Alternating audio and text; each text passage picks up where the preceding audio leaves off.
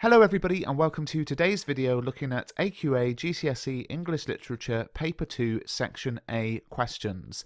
Now I'm not going to say in this video that I'm going to predict what your questions will be next week, but what I am doing is looking back at the 48 questions we've had so far in Section A and seeing what patterns emerge, because it might help you to think about where to direct your revision for this last few days before the exam. Yes, that's right, 48 questions. Why have there been so many questions?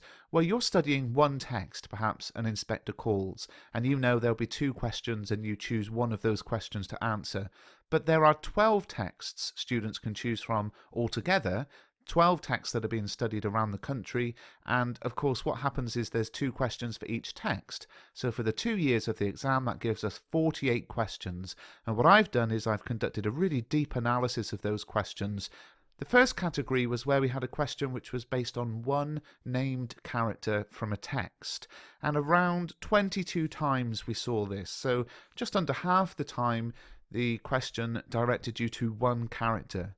What's interesting though is that what you had to do with that character was very different. So around half of those 22 questions were based on how a character is presented as something, such as spiteful, unlikable, important, different to other characters, selfish, that kind of thing. So in your revision for that kind of question, you could think about the key characters in your texts and think, could I answer the question if it was asking me, how is Mr. Burling presented as ignorant? How is Sheila being presented as different to other characters? How is Gerald presented as selfish? And most of the examples I'm going to go through in this video are for an inspector calls, because I know that's the text that most of you are studying, but you can apply this to any text.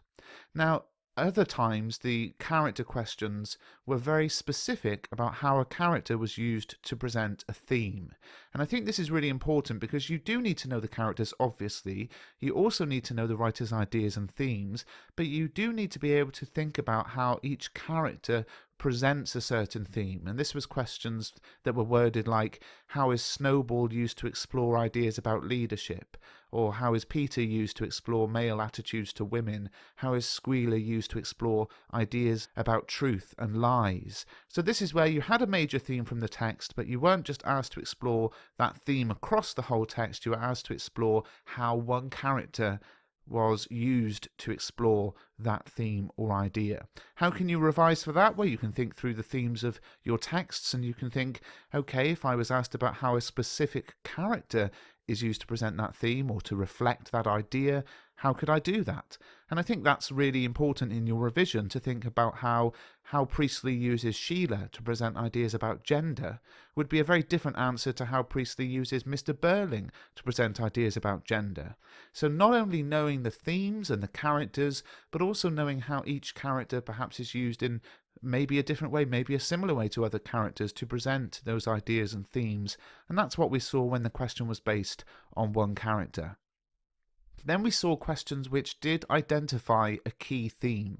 Now, I don't know all 12 texts really well, so I'm not able to say, as I was able to say in paper 1, well, this is a major theme or a minor theme, but there were obviously a number of questions which directed you to key themes, and around 20 of the questions were about these key themes. Now, 12 times they were directly about the theme itself, very broad questions like, how does Priestley explore the importance of social class? So taking a theme and asking how it was presented in the whole text. And I think that's a question that is pretty nice because, of course, you can write about almost anything to do with any character, any moment in the text that you think is relevant to your answer. Of course, as I just talked about a second ago, though, there were also questions where you were directed to how a character presents that theme, how Kathy explores ideas about leadership, Squealer explores ideas about truth and lies.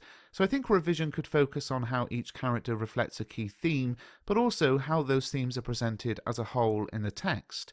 For example, if the question was open about the presentation of gender in an inspector calls, and you could choose any character or characters to write about in your answer, answer, who would you choose to write about? Which quotations would you choose to write about? And I think some of us feel those open questions are harder because we think, oh, I don't know, I've got so much I could write. And some of us like those more focused questions. But either way, you need to be prepared that you are going to write about themes and ideas and messages, but you might be asked to do that in a very open way, or you might be pointed to a specific character. The next thing is where questions referred to more than one character, to numerous characters, and we saw this about 8 times out of 48, so it wasn't massive, and when we did see it, it was often in texts that were very specifically about more than one key character, such as Blood Brothers. There were questions about Mickey and Edward, and of course that makes sense because the whole text is really about the two of them and how they have their different experiences of family life. In the History Boys, there were questions about the boys as a group, but I think, we know if you study the History Boys, the experiences of the boys are the experiences of a collective group, and there are differences, but grouping them together made sense. There were sometimes some harder questions here. Never Let Me Go, the question was the influence of the life at Hailsham on the lives of Kathy, Tommy and Ruth. So that was quite difficult to think about, 3 different characters and how they're affected by something. And then we had perhaps more expected questions here, like Mina's relationship with her mother in Anita and Me, Harrison's relationship with other teenagers, Harrison's relationship with his friends, Mina's relationship with male characters in Anita and Me. So I think as a revision point, it's worth looking at your text and just thinking, how could I group the characters together? Which characters do group together well?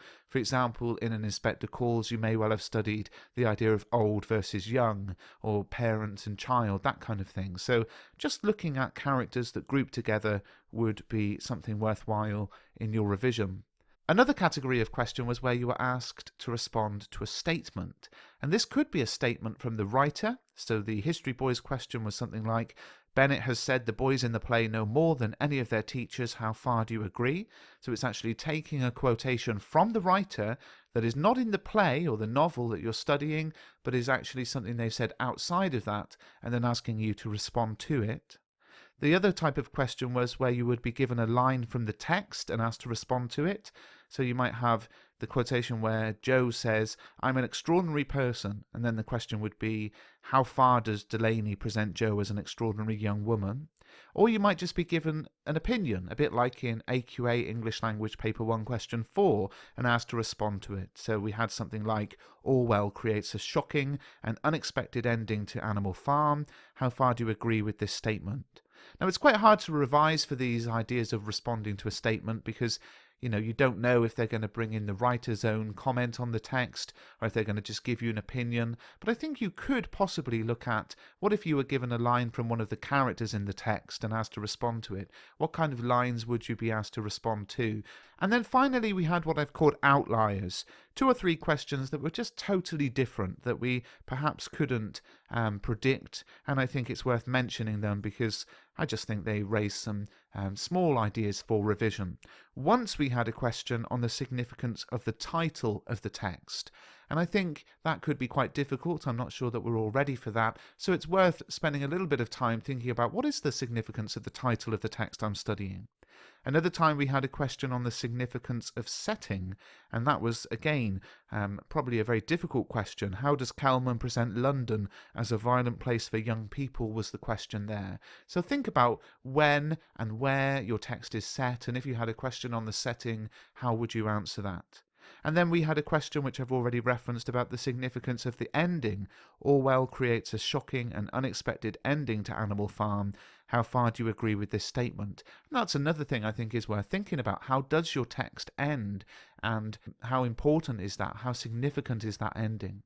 So what I'm trying to say is this: there is no way that we can predict what your question will be next week in AQA English Literature Paper 2 Section A. And of course I haven't even talked about Section B or C because there's just not enough examples of questions to really give you much on that.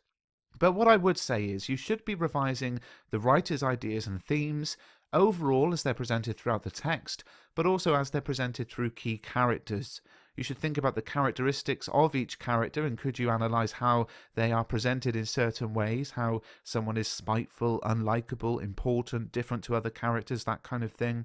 You might think about how characters group together in pairs or other groups, relationships, family relationships, and think about how you would answer if the questions came up on them. What if a key quotation from a character was mentioned and you were asked to respond to it? And also a little bit of thinking about the significance of the title, the setting, and the ending. Now, there's still plenty of time to revise. Do look at my playlists here on YouTube. And if you haven't subscribed already, I know 75% of my viewers are not subscribed. I'd ask you to subscribe to the channel.